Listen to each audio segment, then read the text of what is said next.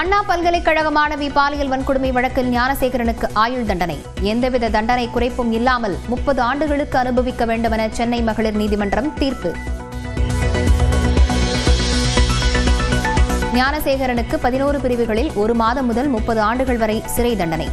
90,000 அபராத தொகையை பாதிக்கப்பட்ட பெண்ணுக்கு வழங்கவும் நீதிபதி ஆணை. ஞானசேகரன் மட்டுமே குற்றவாளி என தெள்ளத் தெளிவாக நிரூபணம். வேறு யாருக்கும் தொடர்பு என பேசினால் நீதிமன்ற அவமதிப்பு என அரசு தரப்பு வழக்கறிஞர் தகவல்.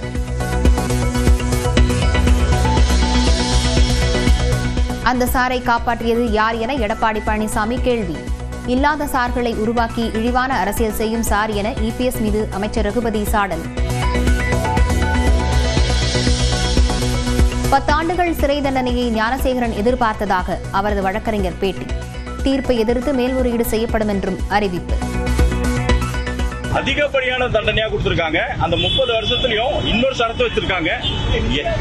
எந்த விதமான ரெமிஷன் கேட்க கூடாது அப்படிங்கிற மாதிரி அவங்க சொல்லியிருக்காங்க. அப்படி அவரோட பிரைமரி ரைட்டை ஒரு கோர்ட்டால கட்டைல் பண்ண முடியாது. இந்த பிரைமரி ரைட்டை எடுத்து அவங்களுக்கு நம்ம அப்பீல் போறதுக்கான வாய்ப்பு.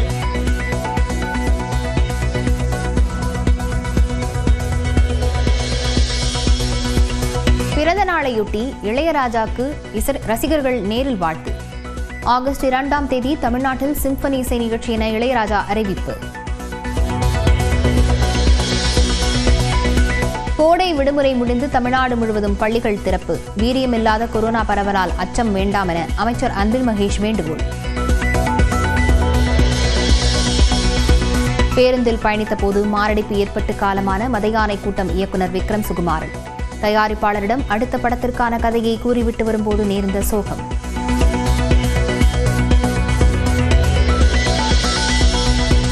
தமிழ்நாட்டின் பிற பகுதிகளிலிருந்து சென்னைக்கான விமான கட்டணம் கிடுகிடு உயர்வு. மதுரையிலிருந்து சென்னைக்கு இன்று 18,000 ரூபாய் கட்டணம். மதுரை அவனியாபுரத்தில் சமையலறையின் அடுப்புக்கு கீழ் பதுங்கியிருந்த பாம்பு. இரவில் தோசை சுடச் சென்றவர் அதிர்ச்சி.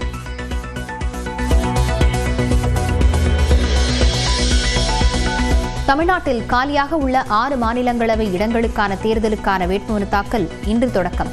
போட்டியிருக்கும் பட்சத்தில் வரும் 19ஆம் தேதி வாக்குப்பதிவு. அமெரிக்காவின் கொலராடோவில் நெருப்பை வீசி தாக்குதல். 8 பேர் காயமடைந்த நிலையில் தீவிரவாத தாக்குதல் என காவல்துறை சந்தேகம். அரசு மற்றும் அரசு உதவி பெறும் பள்ளிகளில் பயிலும் மாணவ மாணவிகளுக்கு புத்தகங்கள் மற்றும் கல்வி உபகரணங்கள். சென்னையில் விநியோகத்தை தொடங்கி வைத்தார் முதலமைச்சர் மு.க. ஸ்டாலின்.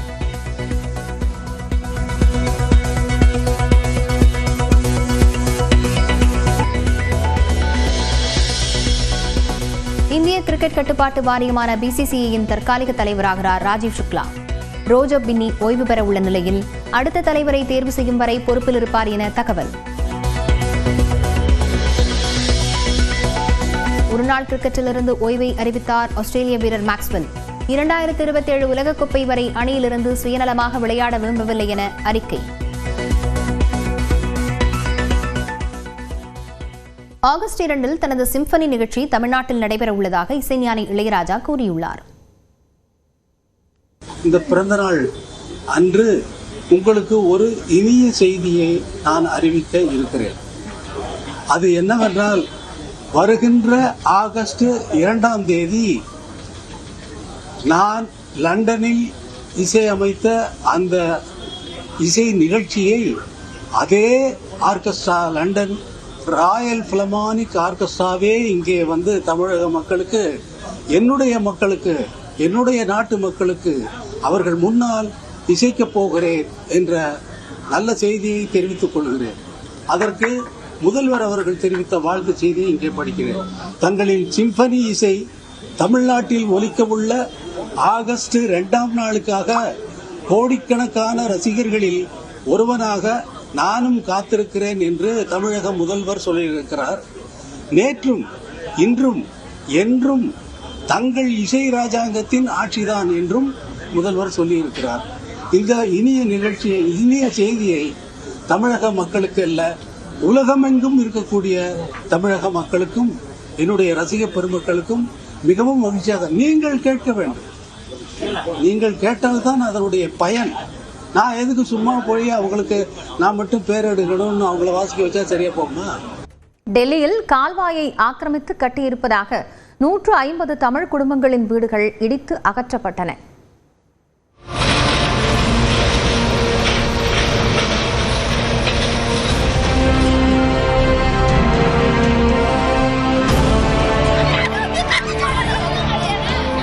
டெல்லி ஜங்புராவில் மதராசி கேம்ப் பகுதியில் 4 தலைமுறைகளாக சுமார் 400 தமிழ் குடும்பங்கள் வசித்து வருகின்றன. இந்த பகுதியில் பாரப்புல்லா கால்வாய் சீரமைப்பு பணிகளுக்காக ஆக்கிரமிப்பு பகுதிகளை அகற்ற வேண்டும் என டெல்லி உயர்நீதிமன்றம் உத்தரவிட்டிருந்தது. ஜூன் 1ஆம் தேதி மாலைக்குள் ஆக்கிரமிப்புகளை அகற்ற கெடு விதிக்கப்பட்டிருந்தது. நீதிமன்ற உத்தரவுப்படி மதராசி முகாமில் உள்ள வீடுகளை இடிக்கும் பணி ஞாயிற்றுக்கிழமை காலை தொடங்கியது. 10க்கும் மேற்பட்ட பொக்லைன் இயந்திரங்கள் மூலம் வீடுகளை இடிக்கும் பணி முடுக்கிவிடப்பட்டது.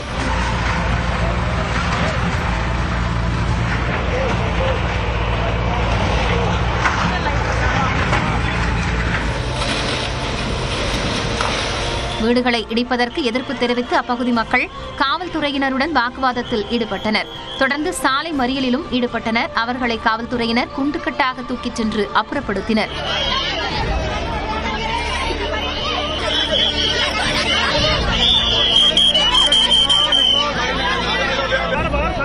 வீடு உடைமைகளை இழந்த மக்கள் கண்ணீர் விட்டு கதறி அழுதனர்.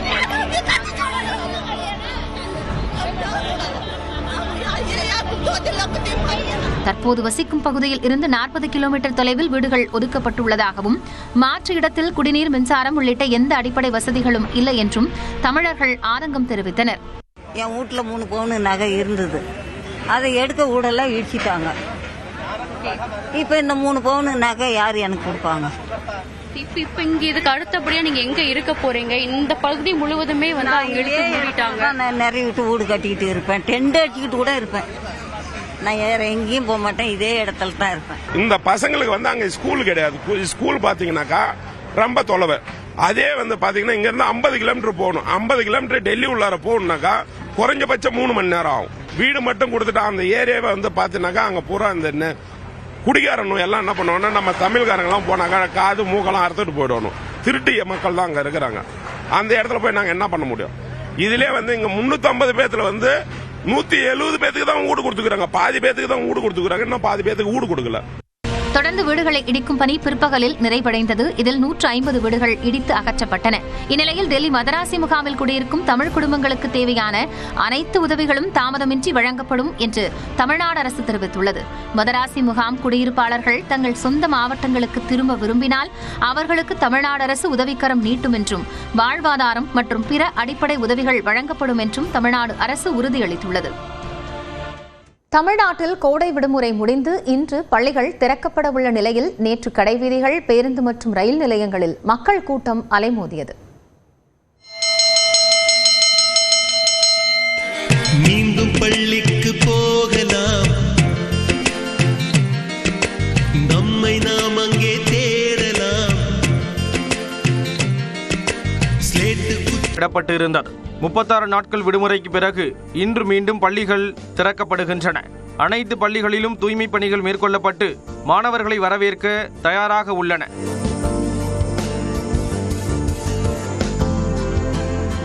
பள்ளி செல்வதற்கு தேவையான சீருடை, பை, நோட்டு புத்தகங்கள், ஷூ உள்ளிட்ட பொருட்களை வாங்க கடை வீதிகளில் பெற்றோர்களுடன் மாணவர்கள் குவிந்தனர்.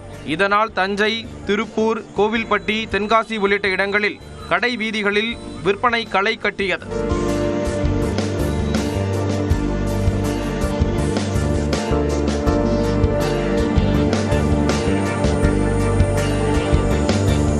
நான் வந்து 8th முடிச்சு 9th போறேன். அதுக்குதான் நான் நோட் புக், கைட், எல்லாமே வாங்க வந்துட்டேன். பள்ளிக்கூடம் திறக்கனால 2026 பள்ளிக்கூடம் திறக்கனால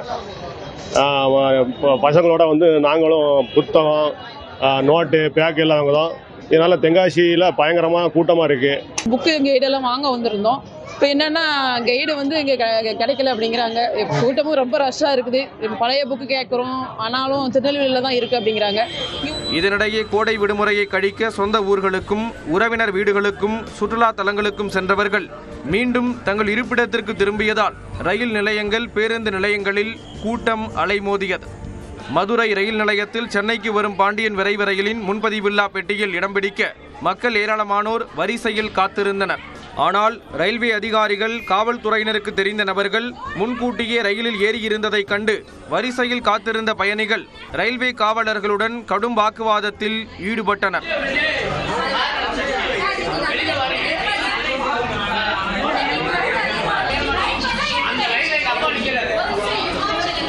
அப்போது பாதுகாப்பு பணியில் இருந்த தன்னார்வலர் பயணிகளை தள்ளிவிட்டதாக குற்றம் சாட்டினர்.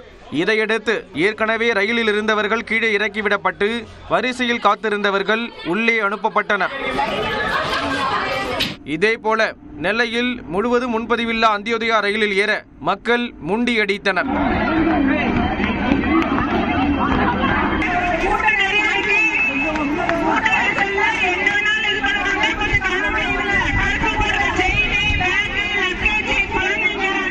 தென் மாவட்டங்களிலிருந்து ஏராளமானோர் கார்களில் சென்னை நோக்கி திரும்பியதால் செங்கல்பட்டு மாவட்டம் மதுராந்தகத்தை அடுத்த ஆத்தூர் சுங்கச்சாவடியில் வாகனங்கள் அணிவகுத்து நின்றன.